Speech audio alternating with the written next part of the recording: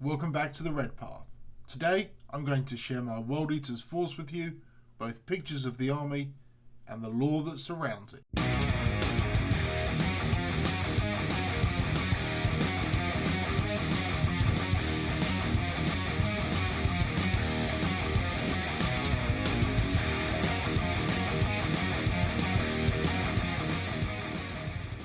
I'm adding this intro in after the fact, but an absolutely awesome video just posted online of actor Ansleigh giving a rendition of Angron's speech from Betrayer. I'm going to link to her YouTube channel and the video in the description below, and I am calling a blood hunt on this channel. I don't know if she intends to do more 40k content, but I hope she does. The raw emotion and vulnerability Ansleigh captures in the speech is exactly how Angron would have felt deep down, even if he was unable to express it in such a human way.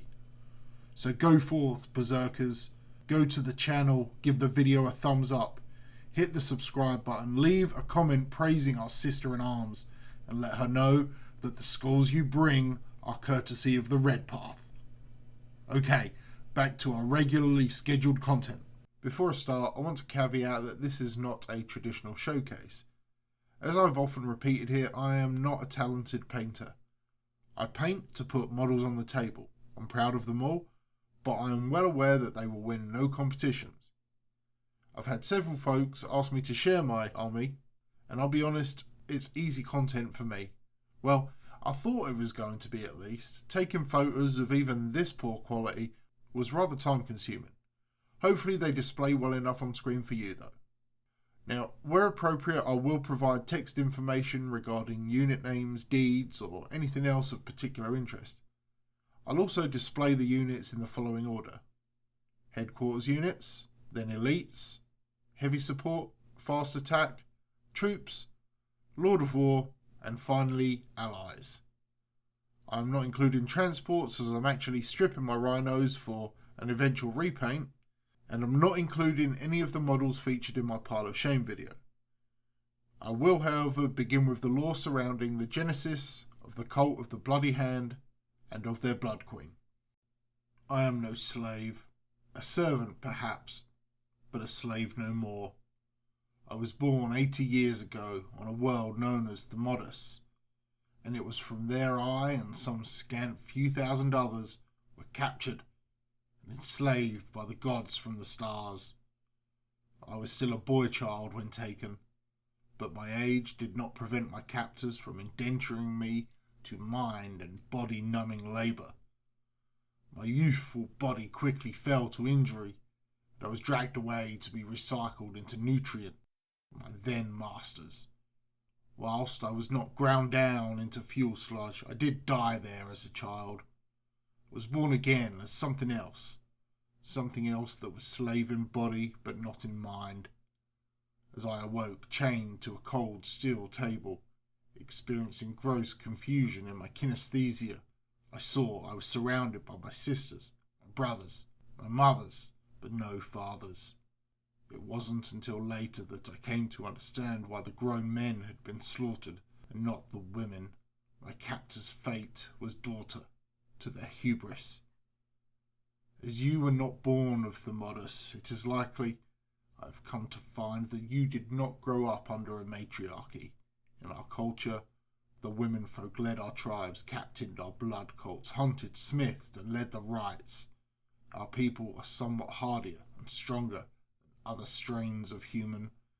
The reason for this is beyond my knowledge, but suffice to say, our people were few in number, but stronger for it. One of my former slave masters, a physician of the gods from the stars, rerouted my dying body from the oven pit to his abattoir, to be studied with the few hundred other survivors from my world. As I have grown, the truth of the galaxy, of the lies of the corpse emperor, of the truth of the gods from the stars, of the evolution of my kin and I, it has been revealed to me. But as I awoke from my first death in that bitter surgery, and felt the raw power coursing through my veins, and yet still shackled, I knew then that I was more, and that I would kill whoever dared enslave me. As I sit here and recall these memories, you should know that this creature performed his ministrations upon us in an attempt to subjugate us as his new men. Though his pain engines could never be considered medicine, he did stumble upon an intriguing anomaly with the children of Thermidus. Whether our vigorous constitution or some advance in his science, the gene seed fused successfully with almost all of us, and amongst the women, without a single failure. The lank-haired chirurgeon had slaughtered perhaps half the male survivors in his experiments, so we numbered no more than 200 when the attack hit, and the success of his efforts would never be his to enjoy. Our torturer was loath to abandon us as the red lights flashed in syncopation to the whirring alarm siren, but as the first of the enraged harriers careered into the laboratory, Bile, our captor, fled. The berserker, preceded by a mist of blood and gore, moved faster than anything I had yet witnessed, chasing the fleeing psychopath into the adjacent room. Heavy gunfire followed them, and some few were cut down by the gods from the stars, who entered the room attempting to stymie the assault. Something about the blood mist reacted with we Thermodians. A memory of the blood rites, perhaps. A neurochemical reaction to its scent, whatever it was. I found a surge of strength course through me, and the chains which enslaved me became as thread and were ripped apart. My sisters, my brothers, my mothers, all of us rose from our slavery together, and with one command from the eldest of us, our blood queen, Iona, we fell upon the puppets of the torturer, and with bare hands eviscerated and shredded these gods no more. Many of us fell to blade and bolt, but our frenzy was too much, and we were not to be denied. We butchered our way through the halls of the ship, blindly charging to wherever we sensed blood to be spilt. The carnage lasted a few minutes, or perhaps a day. I can never recall what happens when I feel the rage, and this happens so much more often now. At some point, however, we found ourselves, no more than 50 left alive, the last children of Thermidus, breathless and cooling in a great hall surrounded by corpses of friend and enemy.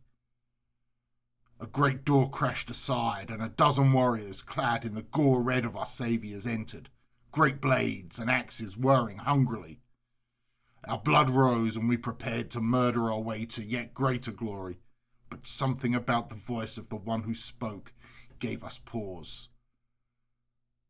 You spilled blood in Khorne's name this day. You broke your chains and slew your masters. The blood-soaked giant raised his great axe as he spoke. Name yourselves whatever you wish, but I know you as eaters of worlds. Behind him, the other warriors raised their weapons in salute. Take what you can carry from the dead, arm and honor yourselves.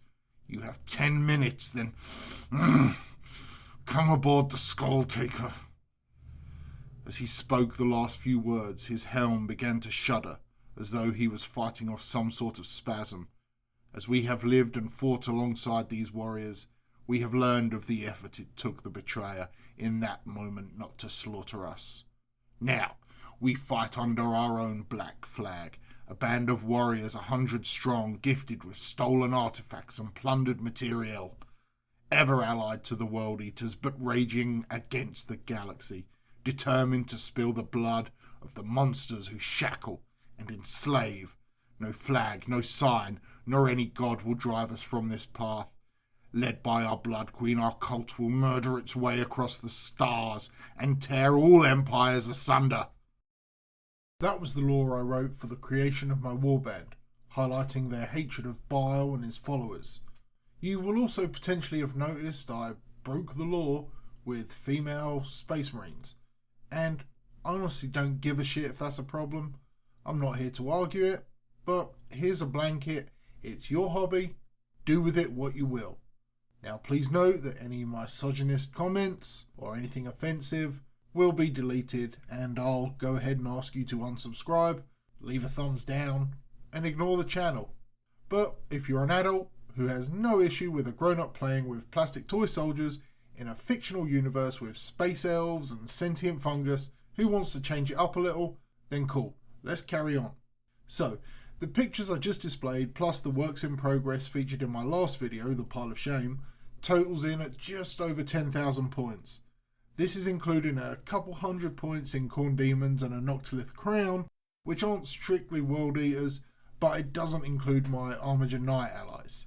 So before I wrote the list that's on the screen right now, I guess that I would have about 6,000 in World Eaters just by eyeballing it, not over 10,000. I've got so much more that I want to get. I absolutely need to flesh out my demon engines. I'd like a couple more Forge Fiends, Blood Slaughterers, Disco Lord. I want to get a couple of Hell Talons, thanks to Ashen Marines on Reddit. And who knows what the next codex will bring and make us want to buy. Let me just quickly note, there are a few models that I didn't take photographs of. I found them afterwards in a box I'd kind of forgotten about. A second Demon Prince, some Obliterators, a few other bits. But honestly, I can't be bothered to go and set up the background and the lighting all over again, so you're just going to have to take my word for it. Alright, I think that wraps this one up. Let me know in the comments what your largest army is points-wise and how you know when enough is enough. As normal, if you've enjoyed the video, please leave a thumbs up. If you didn't, well, leave a thumbs down. And I would appreciate you hitting that subscribe button if you can. Until next time, folks, stay healthy, stay safe, and kill main burn.